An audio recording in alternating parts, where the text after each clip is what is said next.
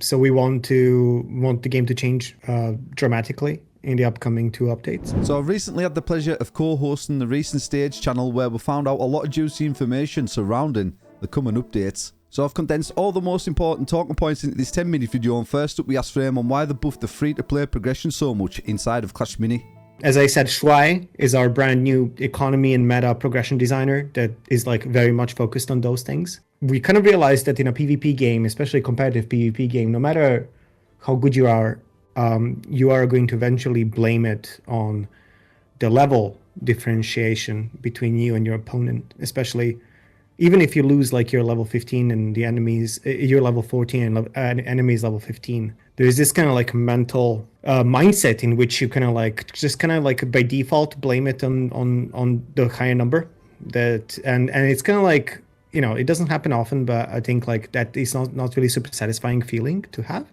So coming off the back of that, we're worried that it might ruin player retention because getting your heroes to max level was a big thing to do inside the game. It was something to grind for. So we then proceeded to ask what the player retention plans would be for the future updates and what sort of plans have they got outlined for the player journey. Well, I mean, for you guys as the veteran players of the game, I think you guys are a little bit different. I think we're still focusing on the new player experience. So unlocking the minis and collecting them first is the first step, and that is in itself a matter of progress and a matter of kind of like unlocking the game and figuring out what you like to play.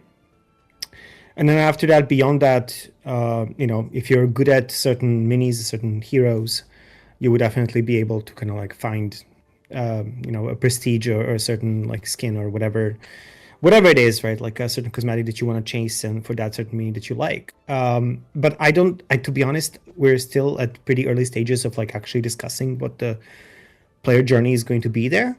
We're not like 100% hashed out on like what exactly is going to happen there. I will be still following all the details on the game designer side because, you know, the game designers know much better what kind of mechanics and what kind of features would work really well for the game. So they weren't 100% certain on what the player journey might actually be, but I do trust in the Clash Mini team that they'll figure that out. And they did also mention that update 7 might actually be delayed by 2 weeks.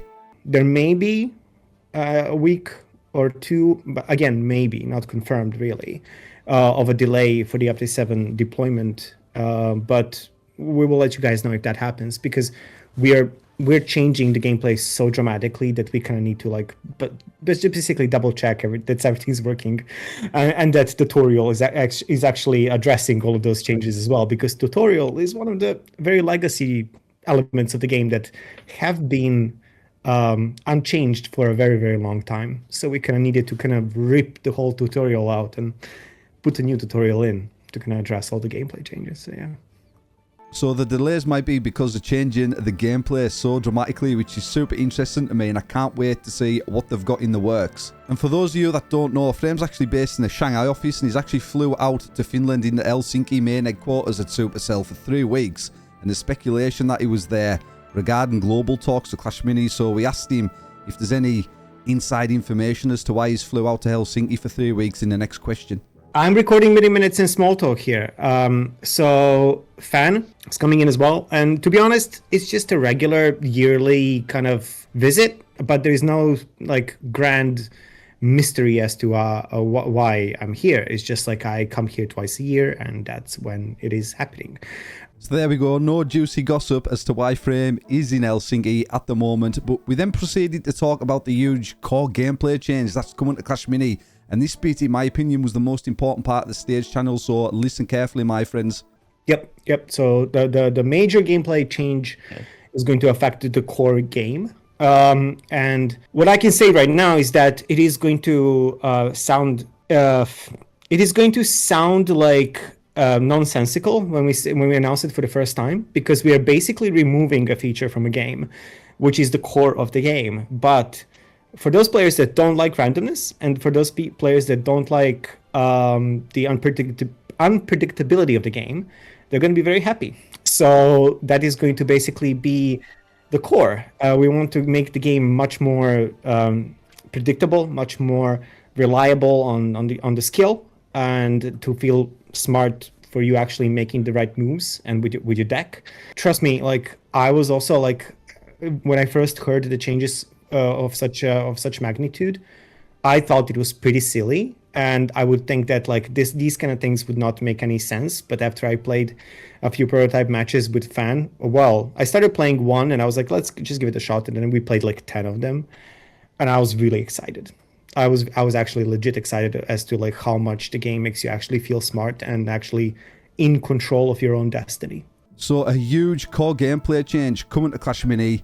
It's going to introduce a higher skill element of the game. It's going to reduce luck factor and randomness in the game, which sounds like a huge W to me. You guys let me know in the comment section down below what you think that change might actually be. So after the core gameplay change discussion, we then asked if there was anything in the works to increase Trophy Road, to add more leagues to Clash Mini, because it's quite easy to climb the leagues and quite quick to do so as well. Yeah, Trophy Road is on the roadmap to be readjusted. Again, I'm not 100% sure if this is going to be happening in Update 7. High likely, because it's not really a massive change. But there may be also some adjustment as to like the rank numbers and like the amount of trophies that you're gonna get to the next rank. We're also, fun fact, we're experimenting with little taptic feedback, little vibrations that you get from playing the game, which is something that our game has been lacking. So it sounds like they're going to be adding vibrations to the game as well for a bit more of an immersive feel, I guess, inside the game. But what about the Elo system? Is there going to be changes to the Elo system and that the rates you gain and lose trophies? I think, I mean, I think that like majority of the competitive players are kind of okay with the current changes. It isn't like super heavily time-based as the beginning of update 6, so we adjusted that. But I do believe that there are some ELO changes coming. But yes, we will be adjusting that a little bit more, just to kind of like find a perfect balance. So we then talked about the UI and the way the game looks, and a lot of people want the old UI back. So we touched on that, and we had a little discussion about that as well. It's not the end of the road for the UI and the UX and all that stuff, but it's going to be changing over the period of time with a bunch of new visuals, a bunch of new elements, a bunch of new sounds and adjustments and all that stuff. So it's on the end, but it's not going to come back to the very, very old version. We're not going to just magically revert everything back to the old style for sure. So we asked if there was any plans to consolidate all the shards into one currency instead of having the epic, rare, and common shards, just having one hero shard. And this is what they said. Yeah, we have. We understood that we kind of overdid the amount of shards that you need for heroes. So we are looking into simplifying that into one shard. I totally forgot to tell you guys. Here's a little sneak peek of Update 7. You're not going to enter sudden death mode immediately as usual, like where the HP just starts going down for everyone at the same time. But actually, you're going to enter frenzy mode, and frenzy mode is just going to speed up everyone. Basically, is going to just boost damage and attack speed of everybody on the board. So the game is just going to like speed up very, very quickly and kind of like get to a like insane point, and basically, hopefully, not having a tiebreakers at all, because it would just play out much faster, and like, you know, the person that was in a certain position would just like keep going. A frenzy mode for sudden death. Yes, sudden death is one of the things inside the game that's agitated me since season 1, the mechanics of how it works. So this new frenzy mode for sudden death sounds awesome, sounds super fun, and I can't wait to see that implemented into the game. But what about new heroes and minis? Are we going to see them in Update 7 as well? But yeah, let's say 2 heroes and 1 mini for sure, and then anything else above that is a bonus. At that point. Yeah, actually a bunch of skins. So I can tell you definitely that there is actually a huge amount of skins that actually are not going to be only one theme, but it's going to be multiple themes in this update. So we cannot actually make a thematic update this time. We're actually going to have at least 2 themed skins. Well, 2 set of team skins in this update, which is going to be very, very cool. And they are insane as per our art department, as usual. So plenty of new skins coming as well. That's always a W for me. I love collecting skins, but we also talked about customization in mini rooms and private matches. So the likes of being able to select what board you want to play on and what gizmos you can have in game, and also whether we can have the draft event as friendly matches as well. Well, I mean, it is on our backlog to rework the friendly matches anyway. I mean, the mini rooms, because they're kind of like they are again like the same feature as the raids, kind of like untouched for like ages now. So in the ideal world, we would actually be able to have like mini rooms where you can choose which map and which mode you want to play. But what about spectator mode and battle logs that include replays? At least for the current version of the game, we don't really see like this being a top priority. So that's why we concluded to have a much better gameplay first. So that's why we're changing the gameplay first. So if the gameplay is solid, and the game is much reliable, much more fun, and much more skill based, and much more enjoyable to learn and be, for you to understand why have you failed and why have you succeeded, then we can move to the next step, which is the replays and the observer mode and the coaching part, and actually getting better and better.